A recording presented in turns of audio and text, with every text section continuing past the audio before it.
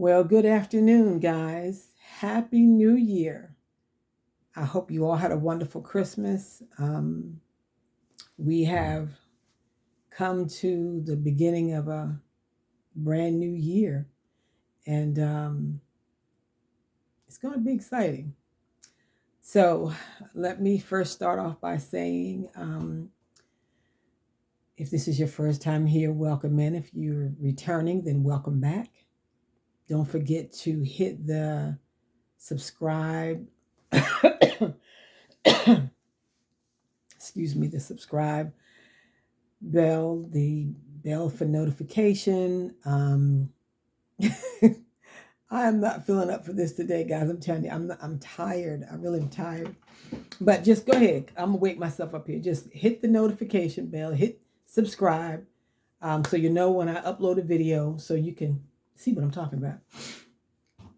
Um, in the last video, I had mentioned that I was heading out of town for the holiday, and I did. I went to help my son, renovate his kitchen and make a laundry room.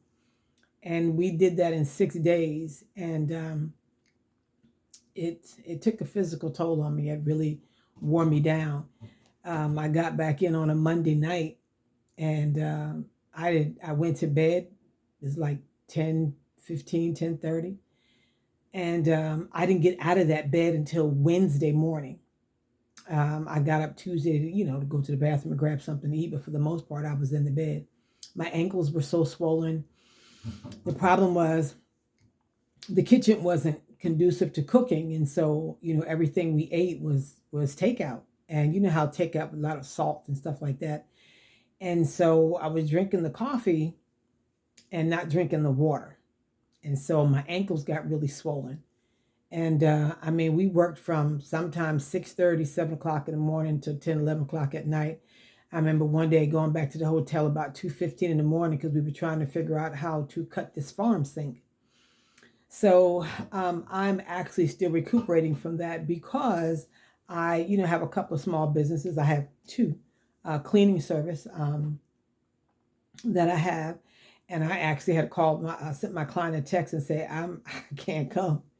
And how amazing, even though I couldn't come, both of them still paid me, even though I was out of state. And then when I got back, I couldn't go and clean. So, they still paid me, which is, I was like, thank you, Jesus. But now that I'm back and I went back and started the cleaning again, it's it still kind of got me. So I did not want to miss another week of coming and putting in a video because I know the enemy is trying to do everything he can to distract me from doing this. First of all, I'm not used to sitting in front of a camera talking to anybody. As much as I talk, I'm just still not used to this camera thing about, this whole thing. But I'm going to press through this. It don't matter how I feel. I'm going to press through this until I don't have to press anymore. And we'll see where it goes from there. So, in the last video, I said I would be sharing with you guys about what do you think about yourself, and what are your thoughts about you? And where did those thoughts and beliefs come from? And how long have you believed those things about yourself? So, I know there are people that have negative thoughts about themselves and some people that have, some healthy thoughts. But as I mentioned, you ought not to think too highly of yourself, nor should you think too lowly of yourself. There are people that talk about themselves. I've heard people say, I'm so dumb and I'm so stupid and I'm this and I'm that. And I'm like, I remember saying to a coworker of mine, I said, well, if you say that about yourself, what you expect me to say about you? I wasn't going to say anything like she was saying, but I'm like, you can't expect people to say positive things about you if all you're going to do is dog yourself out. And sometimes when you feel like that, that's sometimes how people will treat you, because you attract that. If you're negative, then you attract negative people. And that's true. It kind of reminds me of it, and this may not be the best example, but you know how animals smell fear? And if you're afraid of an animal or something, they sense that. And so, like a dog, if he's sensing that you're afraid of him, he might, stick his chest out. Now he want to bark at you and try to bite you and all that kind of stuff because he senses the fear from you. So we as people, we give off vibes too to other people. Uh, this same coworker, and this was years ago. I was working at a store here in Texas, there in Webster, and um, I remember she had one son then. And then some years had passed, and I saw her again in Walmart, shopping. And I was coming and she was leaving. And I was so surprised to see her. And she had um, two more children. And she had one that was in the cart and one that was walking alongside of her. I asked her how she was doing, and her attitude was kind of the same. But I remember she said to me one day, I don't know why I keep attracting the same kind of men. And they were men that just wanted to have a good time with her, get high with her, and be gone. And I said, it has a lot to do with how you feel about yourself because you emanate that and they sense that. And so that's kind of what you'll attract. And so you've got to begin to look at the stuff that you're dealing with and find out where did that come from? Because, you can't fight the fruit. You need to get to the root because there is a root. And I know there are people that'll say, oh, it's not necessary to go digging into your past to find out what's going on. To an extent, that's true. To an extent, that's true. There are things that we deal with from growing up. There's things that we deal with as adults. There might have been something that happened to you 5 years ago that caused you to believe something about yourself. So everything isn't a childhood trauma, but a lot of it starts from there because I know grown folks still having issues with things their parents or parents did or didn't do when they were growing up. I'm like, at this point, you need to get a life because and I don't say that to be mean. I'm just saying that here you are, a grown person, got a family of your own, mad at mom or dad because mom or dad didn't get you a bicycle when you wanted it, or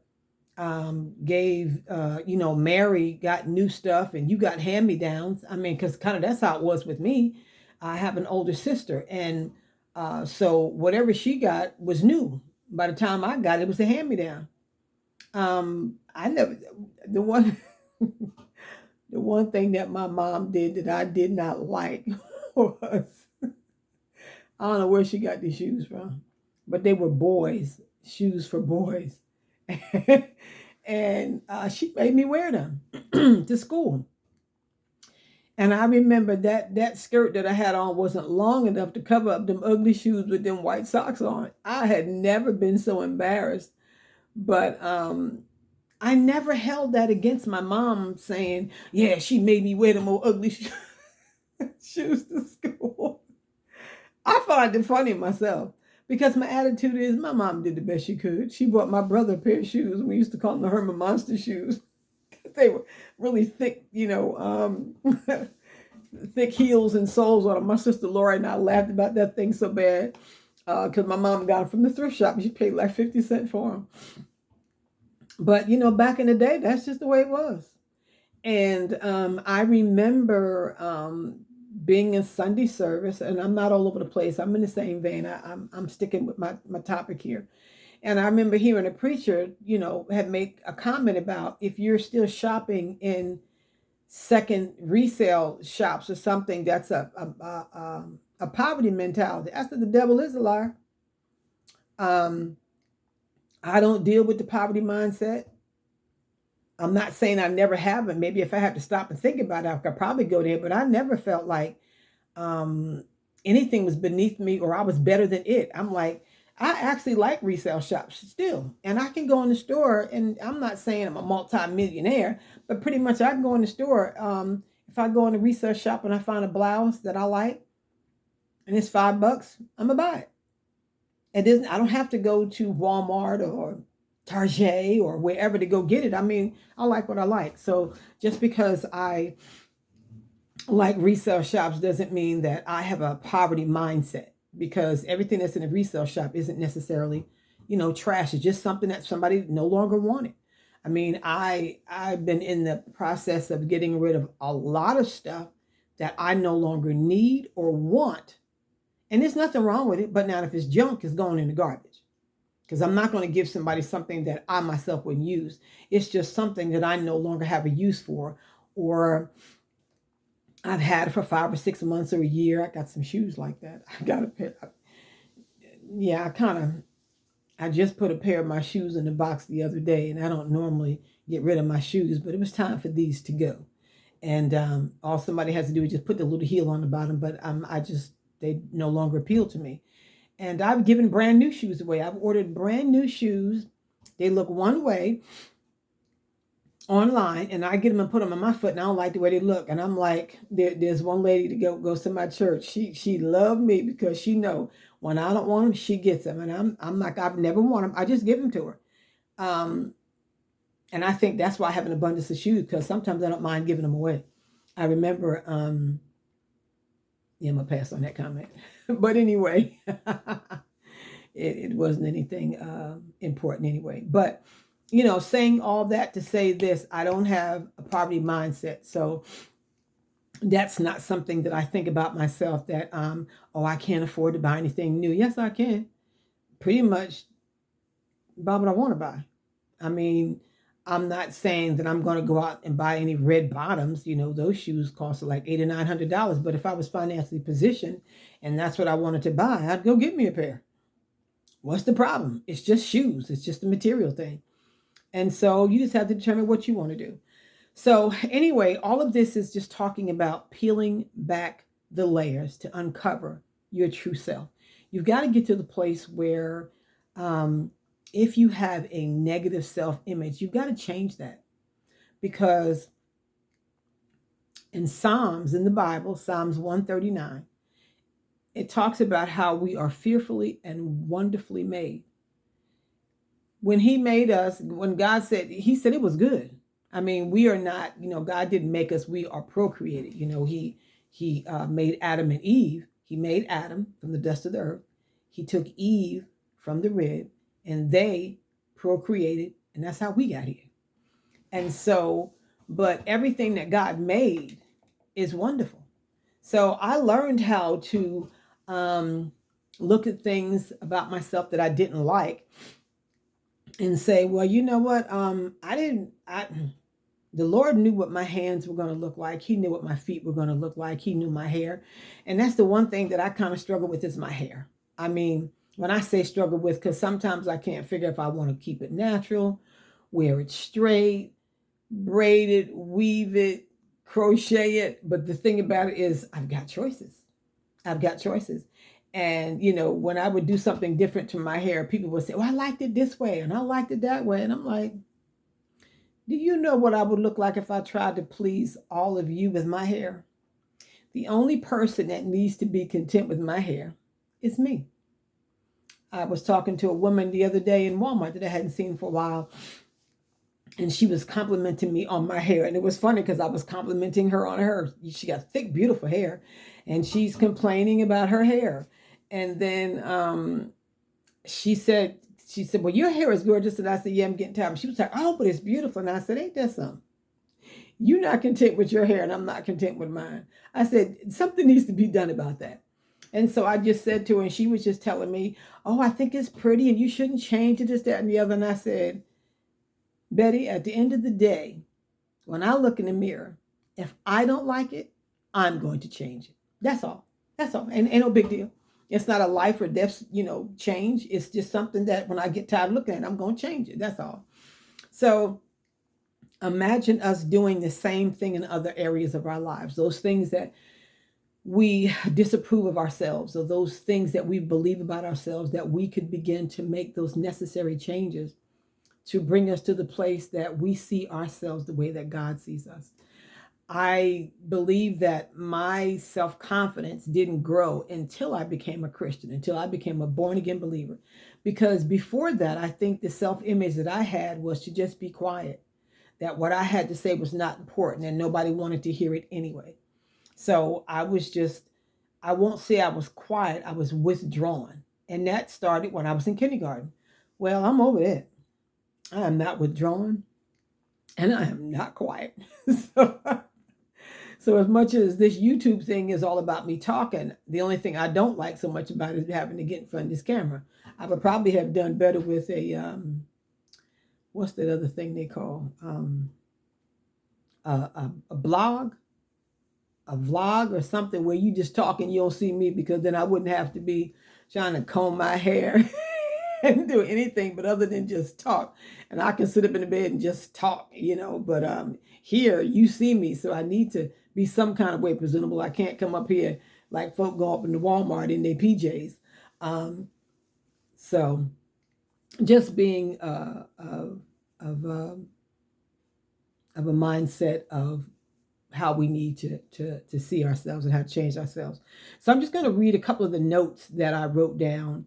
I've got notes everywhere and they're all not put together, but they're still my notes. And one of the things I talked about is actions are born out of beliefs. Okay, so actions are born out of what you believe. So the best example I can give to you is one that we all take for granted: a chair. So I have this chair that I sit in every day. I'm here at this desk doing something, whether it be on the computer or making a tumbler or doing something. I'm sitting in this chair at some point, and I don't just go and get the chair and look at it and say, "Oh my gosh, can I trust this chair? Can I sit in this chair?" You know, I just have a belief that this chair is going to hold me because I sit in it every day. Well, what action is born out of that belief? I sit down. I sit down. I don't stand there and look at the chair and try to figure out what's going. I just sit down. So what I believe, an action is born out of. And we do that so often in a lot of things, sometimes without even thinking. There are things that we do without thinking. I call it muscle memory and on autopilot. We just kind of do things. But even in that, I'm looking at self-care. So what you believe about yourself involves self-care, because if you don't think that you have any value, then you will treat yourself like you don't have any value. And I say that I love me. I do love me because I spend every waking hour and every sleeping hour with Charlotte. And I don't want to have this negative self-image about myself, because when you do, then that just opens the door for the enemy to come in and help you find some other stuff that you don't like about you, or some other things that you didn't even think of. And then you be like, well, yeah, that's true too. Devil is a liar. No. So self-care is self-love. So when you begin to take care of yourself, you're showing that you love yourself. And I had mentioned that I was making some subtle changes, and changes I had to pray about, because it was like, I had mentioned that my weight. I just mentioned weight before, and then I kind of brought it into me. And I said, I don't have a problem with my weight. I don't. I mean, my weight doesn't bother anybody but me. And it really doesn't bother me. I'm comfortable in my skin. The problem is, like I said, my knees and my feet have a different opinion about that. So what does that mean? Just because in my mind I'm comfortable with my weight, but my knees and my feet sometimes hurt. So what is the key to that? Well, I got to make some changes. And so I've been getting up these past few weeks, which is part of the other reason why I'm kind of tired too, because I get up like 5:30 in the morning, and I put gym clothes on, and I'm on the floor. I'm stretching.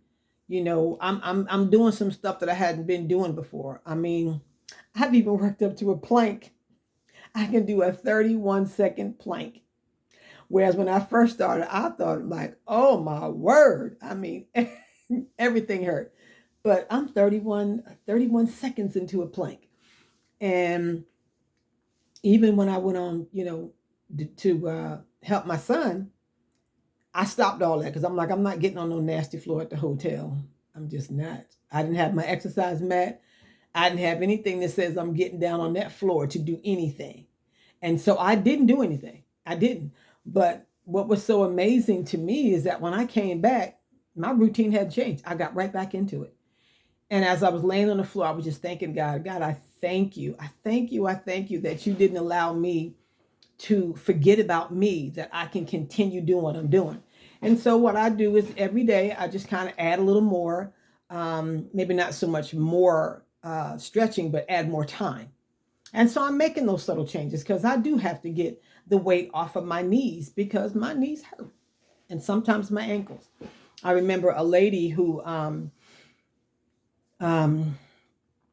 used to get in the prayer line and would always ask the pastor to pray for her knees. And I was in earshot one day and I heard the pastor say, I'm not going to pray for your knees anymore. You need to lose some weight. And that was probably very hard for her to hear, but it needed to be said. Because let's talk about that for a second. Take a table, your dining room table, and there's legs on those tables. And, there's all different sizes and shapes and, everything. But that table, depending on its size, has a weight capacity. And most times it's meant to just hold your dishes, not boxes of storage. And, even though it can, if you have it in storage, but just imagine you have this table and it's got good legs and it will hold your dishes. Thanksgiving, there's usually a lot of, dishes on the table. And so the table can handle that weight. Okay, now let's clear the table of the food and start to stack bricks on the table. Well, it'll hold some of those bricks, but then the more you stack, then what begins to happen? The integrity of the legs begin to be compromised. And you might not be able to see it, but the integrity of the legs are being weakened. And as you continue to add bricks on that table, eventually that table is just going to fall down.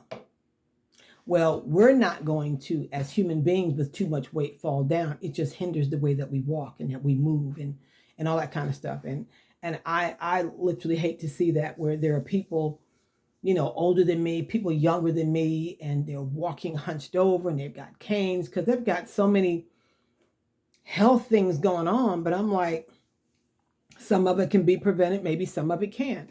But how do you see yourself? And every time I see something like that, I say, I ain't going out like that. I'm not. I refuse. Whatever I got to do, I'm going to do. And so, but it can't be, I don't want to pop no pill and drink no drink and, go have some surgery. And no, whatever it is that I need to do, it needs to be a lifestyle for me. I don't want to just do a temporary fix because that messes you up too. It's up and down, up and down, up and down. Your body don't know what to do.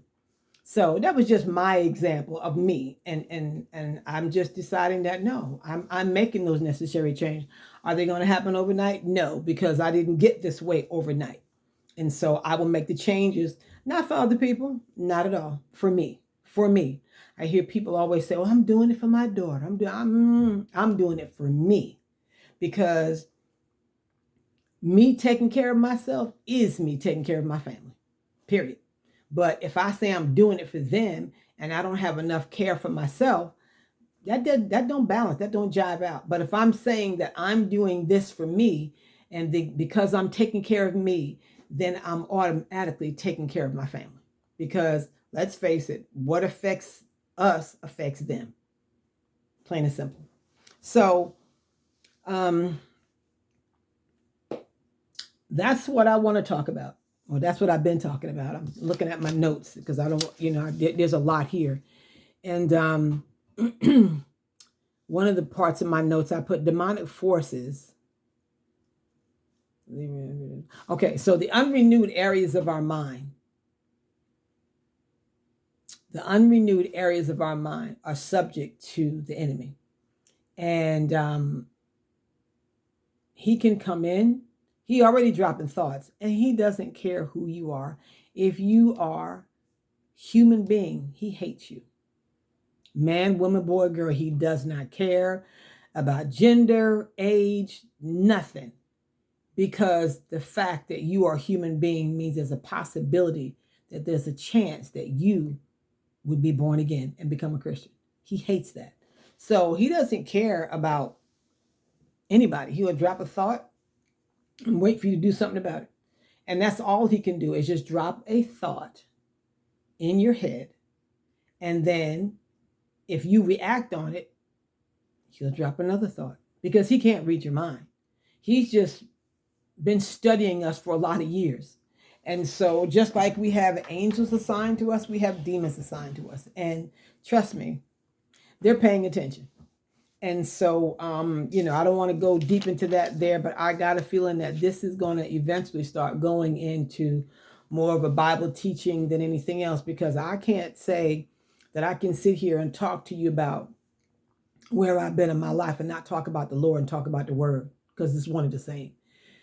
If it had not been for the Lord, I don't know where me and my children would be today. And so I'm going to give him all the praise and all the glory and all the honor. Again, this is not necessarily a Christian video, but it's almost like, how could it not be? Because that's who I am. So you can sit and listen. You could turn the channel. You could keep on scrolling. Like I said before, there's lots of things you can be doing instead of sitting here listening to me. But one person's story is another person's survival guide. And with that, I am going to close out today, because I got my little strength up for a little bit, but I'm really feeling this fatigue that I have not had the rest that I need, and I'm going to go and get that, because I don't have a dog, cat, or a canary. What that means, when I get tired, I take a shower and I go to bed. Actually, this past Tuesday, after I cleaned my client's house, for the first time, I had to sit down. I was so tired. I just like, oh my gosh.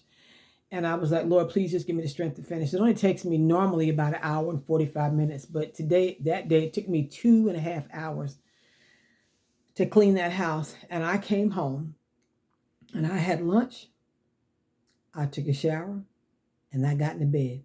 When I looked at the clock, it was about 1 o'clock in the afternoon. I didn't care about anything. At 1 o'clock in the afternoon, I was in bed. I didn't get up until the next day. I'm like, when I get tired, I'm not going to wear myself out. I'm learning how to do better by Charlotte, because I only get this one body and I don't get a second chance. I'm not the bionic woman. I don't want them, put no parts on me. I want to keep what I got. I'm going to keep what I got. And what I need to do is maintain as much as I can what I have. And I can make better choices to make that happen. So, what I believe about my true self is that I love me and I'm going to take good care of me, because nobody else can. So I will be back next week with another video, and I'm going to continue on with what do you believe about yourself, and when did you start to believe it, and who told you? How did you, whatever that belief is, how did it get in there? Was it something somebody said to you? Something somebody did? I had a coworker one time. I know I said I'm gonna shut it down. I got a couple minutes. And this man told me some personal business of his that I was quite surprised that he shared. And he said to me, and I don't know why I'm able to share this with you. I mean, I knew why. I know that being a born again believer, he felt safe with me. But what he shared with me and what he was talking about caused him to be the way he was because of something that happened to him when he was a child, him and his brother. And so he believed some things about himself that were absolutely not true. I was not as mature in the Lord as I am now. I could not speak to him then like I could now. But the only thing I could assure him that's not who you are. That's what you believe, that's not who you are. And whether he believed that or not, but anyway, that's important about, what you think about yourself and who told you that. There are parents that are raising kids that call them stupid and all kind of names and things that they're not. And they grow up believing that they're dumb and that they're stupid and they'll never amount to anything because of something that mom or dad said, So anyway, I'm going to shut this video down and say thank you for joining me. And I'll see you next week. Bye.